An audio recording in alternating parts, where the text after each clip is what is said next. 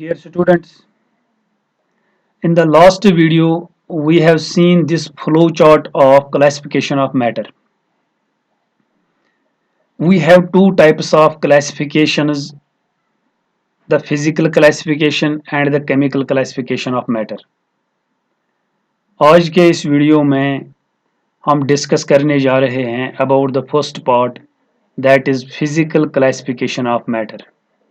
We will see what are solids, what are liquids and what are gases. तो आज के इस video में हम फिजिकल क्लासिफिकेशन वाला पार्ट डिस्कस करने जा रहे हैं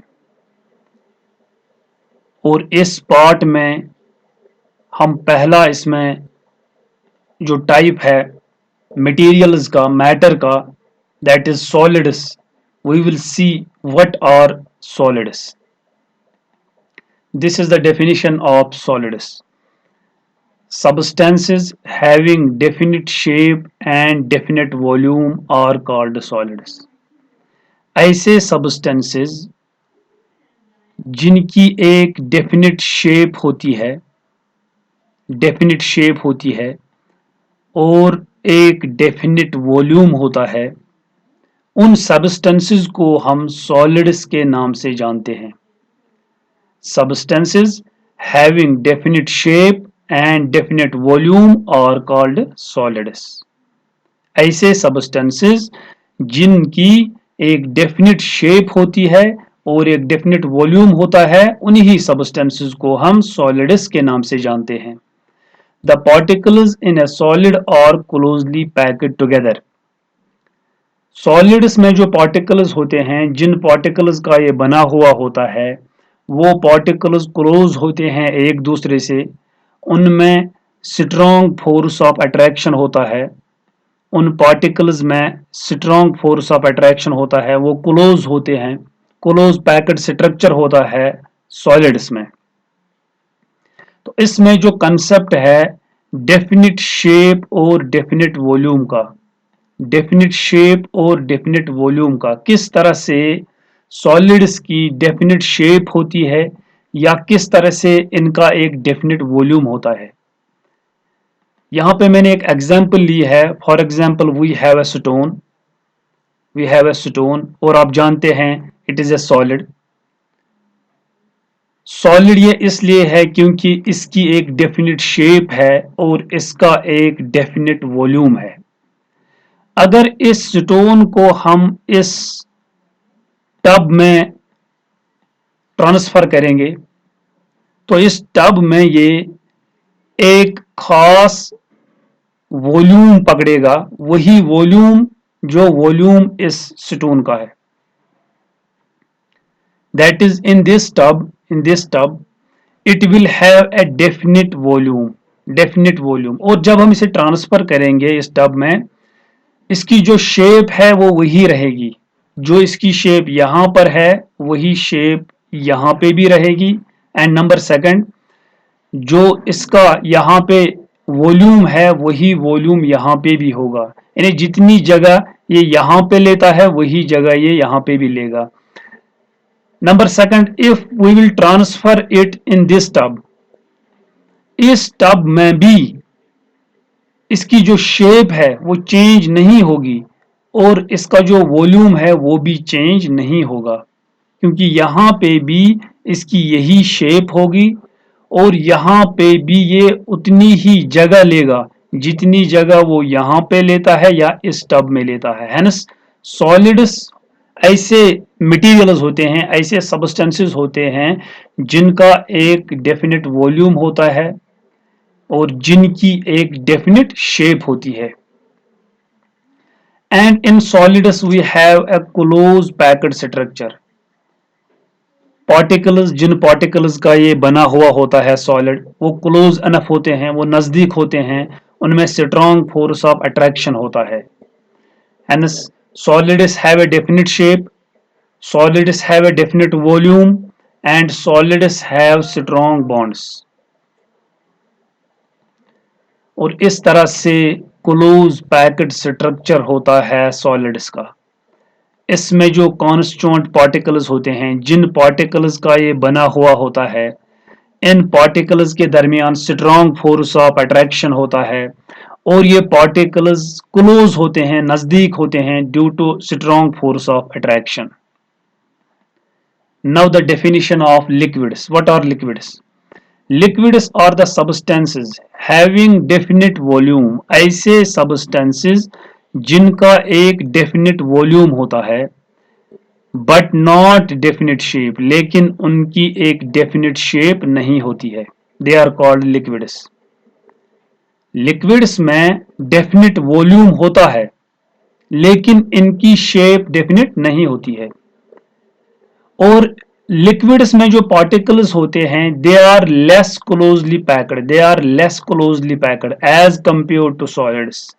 इसमें पार्टिकल्स थोड़ा दूर होते हैं, लिक्विड्स में पार्टिकल्स थोड़ा दूर होते हैं as compare to solids. Solids में ज्यादा नजदीक होते हैं, लिक्विड्स में थोड़ा दूर होते हैं और इनमें फोर्स ऑफ अट्रैक्शन भी कम होता है एज कंपेयर टू सॉलिड्स। तो यहां पे भी आपको समझना है how liquids have definite volume but not definite shape. जब हम लिक्विड को किसी टम्बलर में, किसी बीकर में, किसी कंटेनर में शिफ्ट करते हैं तो लिक्विड उसी कंटेनर की शेप को पकड़ता है। जिस तरह कंटेनर की शेप होती है वही शेप होती है लिक्विड की।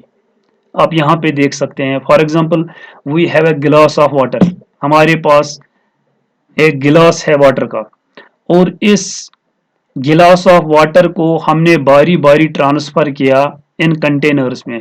पहले इसमें ट्रांसफर किया, फिर इसमें ट्रांसफर किया और इसके बाद इसमें ट्रांसफर किया। तो हम क्या देखते हैं, जब हमने इस वाटर को इस बीकर में ट्रांसफर किया तो यहाँ पे वाटर की शेप वही बन जाती है जो बीकर की है। जब हमने इसको इस कंटेनर में ट्रांसफर किया तो वाटर की शेप वही बनती है जो इस कंटेनर की शेप है। और जब हमने इसको इस कंटेनर में ट्रांसफर किया तो यहाँ पे भी वाटर की वही शेप बनती है जो शेप इस वाले कंटेनर की है। Hence liquids do not have a definite shape. इनकी डेफिनिट शेप नहीं होती है लेकिन इनका वॉल्यूम डेफिनिट होता है। क्यों? अगर ये वाटर फॉर एग्जांपल 1 लीटर है, 1 लीटर वाटर, तो ये यहाँ पे भी है 1 लीटर, यहाँ पे भी है 1 लीटर और यहाँ पे भी है 1 लीटर। हेंस इसका जो वॉल्यूम है वॉल्यूम चेंज नहीं होता है, सिर्फ इसकी शेप चेंज हो जाती है as per the container, as per the beaker जिसमें हम इसे रखते हैं। और इस तरह से पार्टिकल्स होते हैं लिक्विड में। लिक्विड में एज ऑलरेडी सेड पार्टिकल्स थोड़ा दूर होते हैं एज कंपेयर टू सॉलिड्स। इनमें फोर्स ऑफ अट्रैक्शन कम होता है एज कंपेयर टू सॉलिड्स। थोड़ा दूर होते हैं पार्टिकल्स लिक्विड्स में। Now the definition of gases. What are gases? These are the substances which neither have definite shape nor definite volume. ऐसे substances, ऐसे materials जिनमें definite shape नहीं होती है न इनमें definite volume होता है, they are called gases. ऐसे substances जिनमें न definite shape होती है न definite volume होता है, ऐसे substances को हम gases के नाम से जानते हैं। और गैसेस में जो पार्टिकल्स होते हैं वो बहुत दूर होते हैं, they are very far apart, वो बहुत दूर होते हैं। इतने दूर होते हैं कि उनमें फोर्स ऑफ अट्रैक्शन नेग्लिजिबल होता है, बहुत कम फोर्स ऑफ अट्रैक्शन इनमें होता है। तो गैसेस में डेफिनिट शेप नहीं होती है, डेफिनिट वॉल्यूम नहीं होता है। ऐसा क्यों होता है? ऐसा इसलिए होता है, अगर हमारे पास एक गैस है और इस गैस को हमने इस सिलेंडर में ट्रांसफर किया, इस सिलेंडर में जितनी भी जगह होगी ये गैस उस सारी जगह को ऑक्यूपाई करेगा, सारी जगह को ऑक्यूपाई करेगा। इस सूरत में इसका जो प्रेशर होगा वो कम होगा, लो प्रेशर। उसके बाद अगर हम इस लिड को, जो लिड है यहाँ पे, इस लिड को यहाँ पे ट्रांसफर करेंगे, यहाँ पे ट्रांसफर करेंगे, इससे क्या होगा, इससे जो जगह है गैस के लिए वो जगह कम हो जाएगी, वॉल्यूम कम हो जाएगा और गैस पार्टिकल्स जो हैं वो नजदीक नजदीक आ जाएंगे, इस सूरत में इसका जो प्रेशर होगा वो ज्यादा होगा। लेकिन आप इसमें डिफरेंस देखिए, यहां पे और यहां पे। पहले हम शेप को लेते हैं, गैस वही शेप लेता है जो कंटेनर की शेप है, hence gases do not have a definite shape. Number second, यहां पे ये ज्यादा वॉल्यूम में था, इसने ज्यादा जगह यहां पे ली थी, यहां पे हमने उस जगह को कम किया, लेकिन गैस फिर भी इसी में है, सारा गैस इसी में है, गैस पार्टिकल्स इसी में है, वो नजदीक नजदीक आ गए हैं। हेंस गैसेस जो हैं उनका डेफिनेट वॉल्यूम भी नहीं होता, उनका वॉल्यूम हम चेंज कर सकते हैं, उनका वॉल्यूम हम इंक्रीज कर सकते हैं या डिक्रीज कर सकते हैं, और इस सूरत में उनका जो प्रेशर है उस पर भी असर पड़ता है। उनका प्रेशर हम कम भी रख सकते हैं, उनका प्रेशर हम ज्यादा भी कर सकते हैं। तो इस तरह से gases, these are the substances which do not have definite shape or definite volume।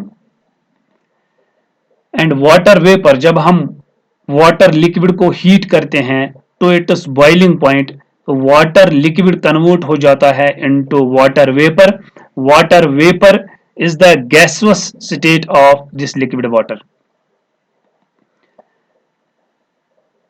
This is what happens to these gas particles in a gas। ये बहुत दूर होते हैं और यहाँ पे जो एरोज हैं इनका मतलब है ये कांस्टेंट रैंडम मोशन में होते हैं, ये एक ही जगह बैठे हुए नहीं होते हैं, बल्कि ये कंटिन्यूअस मूवमेंट में होते हैं, और इस मूवमेंट में ये टकराते हैं with the walls of container, ये टकराते हैं with the walls of container. इसके अलावा ये एक दूसरे से भी टकराते हैं, ये टकराते हैं एक दूसरे से और टकराते हैं with the walls of the container. और गैस पार्टिकल्स के दरमियान गैप्स होती हैं, इनमें वीक फोर्स ऑफ अट्रैक्शन होता है, ये दूर दूर होते हैं, इनमें एनर्जी ज्यादा होती है। They do not have definite shape, they do not have definite volume। That is all for today, thank you very much।